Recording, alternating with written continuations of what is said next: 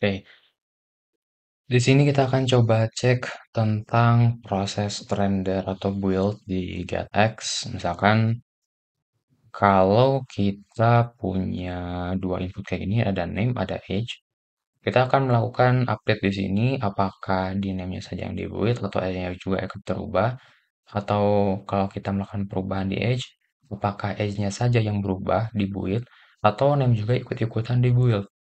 Dengan kasus di mana di sini data name dan age kita satukan di objek person atau di model person, bukan di masing-masing. Terus sebagai tambahan nanti ada proses update name sama age, kita akan bikin di sini copy with memodifikasi objek. Kontrol titik pilih generate copy with dengan cara teman-teman harus install extension ke mana ya di sini namanya Dart Data Class Generator. Oke, kemudian teman-teman bikin modelnya dulu kayak gini, terus bikin kelasnya dulu di sini, kelas untuk person page halamannya. Stateful di sini ada dua input. Nah, terus untuk inputnya di sini teman-teman harus pakai d input, terus d method untuk yang ngecek ke konsol, get untuk state manajemennya. Kembali ke bagian body, layout utamanya adalah list view, kemudian di sini ada row yang di-expand the inputnya, kemudian ada icon button. Copy paste ke bawahnya untuk bagian age, kemudian bawahnya lagi ada text name sama text age. Panggil di main di sini person page. Sekarang kita bikin ke controllernya, bikin file person controller. Class person controller yang extend ke getX controller. Final kita bikin namanya underscore data sama dengan person. Nilai default utamanya atau inisialnya 0, hash-nya 0.obs.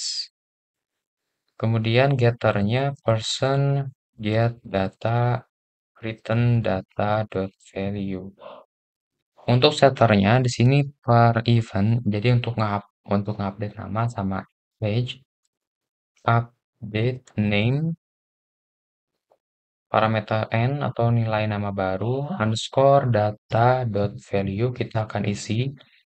Data yang lama kita pakai getter, kemudian kita akan copy with memodifikasi name-nya dengan nilai yang baru, kemudian masukkan atau kita inisialisasikan baru lagi ke sini.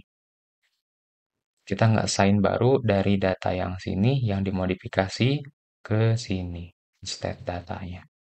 Terus untuk yang age juga sama, update age, tipenya integer, data value copy with bagian yang age-nya saja. Save. Sekarang kita akses dari UI-nya. Untuk text name sama text age kita bungkus menggunakan builder, konteks hapus, rename builder jadi OBS. Terus kita import. Kita bikin objek instance-nya dulu dari person controller, get.put person controller. Bikin variable string name sama dengan atau boleh langsung dipanggil di teks. Di sini juga boleh. Di sini saya akan pisahkan pakai variabel person controller data name. Ini terus panggil $name. Copy paste tuh yang bawah.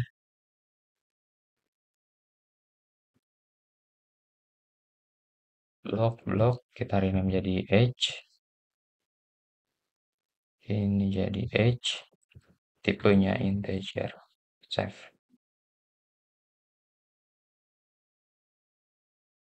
Terus untuk eventnya ketika ngeklik button save, berarti di sini person controller dot update name, datanya dari name.text.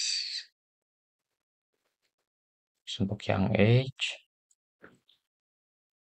edt age, update age. Di age kita harus kirim data integer, maka dari input teksnya kita harus parsing ke integer, edt age.text kayak gini. Oke, terus Sebentar ini hello world. Mainnya harusnya person page. Sebentar kayaknya ada problem sini. Coba restart. Oke, sekarang kita akan coba ini bikin build-nya di sini. Jadi berapa kali OBX-nya untuk name di build, berapa kali OBX text yang H di build. Di metode log build name build H. Restart lagi. Sini muncul build name build H. Ini sebagai inisial atau pertama kali tampil. Jadi otomatis di build ya. Pertama kali tampil halaman person page. Sekarang kita akan coba update nilai dari name. Flutter. Kemudian kita save. Nah, ketika kita melakukan update Flutter, build name dipanggil. Tapi build Edge juga dipanggil. Padahal kan di Edge tidak ada perubahan. Sekarang kita kalau coba update di Edge. Misalkan 20. Save. Nah, build name juga ikut di build gitu. Ikut di render lagi. Kenapa? Karena di person controller, name dan Edge, dia ada di dalam objek data state yang sama. Itu data. Gitu. Terus sebabnya kalau di name berubah, Edge juga ikut berubah, ikut diupdate. Kalau di Edge diupdate, maka name juga ikut diupdate di widgetnya. Karena pada saat kita melakukan OBX text, akses ke person control data, state datanya yang kita listen, yang kita mendengarkan itu di datanya di sini. Karena kita bikin data OBS tadi, OBS-nya itu di data, di person.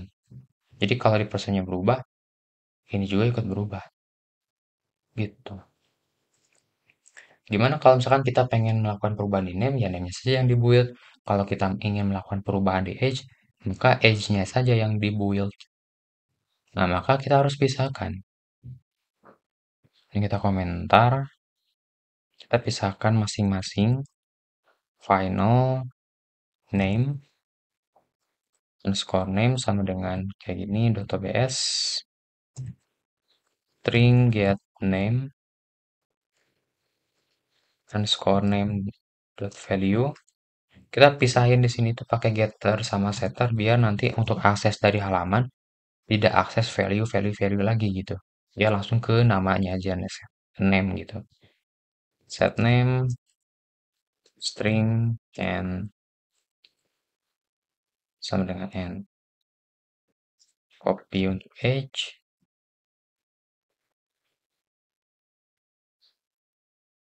Integer. Save. Set age ini tipenya soal integer. Age.value, age ini nilai defaultnya 0. Save. Oke. Nah, sekarang cara aksesnya dari OBX. Person controller .name. Terus person controller .age langsung. Untuk perubahannya, person controller .name sama dengan edt. Ini bentar. Age. Berarti age integer parsing. Nah, kayak gini. Terus untuk yang name, person controller name sama dengan edt name.text. Save. Kita restart lagi.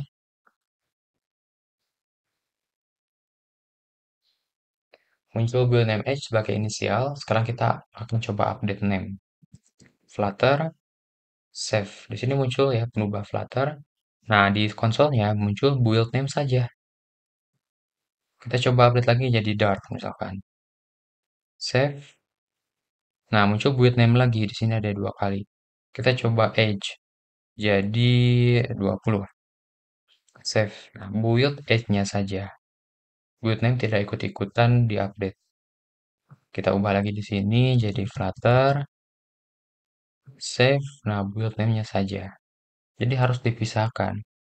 Boleh di satu ini kan di satu kelas controller kan, misalkan kita text control sini kan ada name, ada age boleh di satu kelas yang sama, tapi harus dipisahkan name name saja, age saja. Jadi ketika kita akses ke name, akses ke age, ya ini di build-nya itu masing-masing. Kalau perubahan di name ya ininya di name-nya saja yang dirubah. Kalau perubahannya di age ya di age-nya saja yang diupdate ini tidak ikut-ikutin diupdate gitu. Tapi kalau disatukan per objek misalkan person kayak gini, ketika ada perubahan di salah satu propertinya maka widget yang mengakses data ini juga akan otomatis diupdate gitu. Kayak kayak gitu mungkin sampai ketemu lagi di next video di lain kesempatan.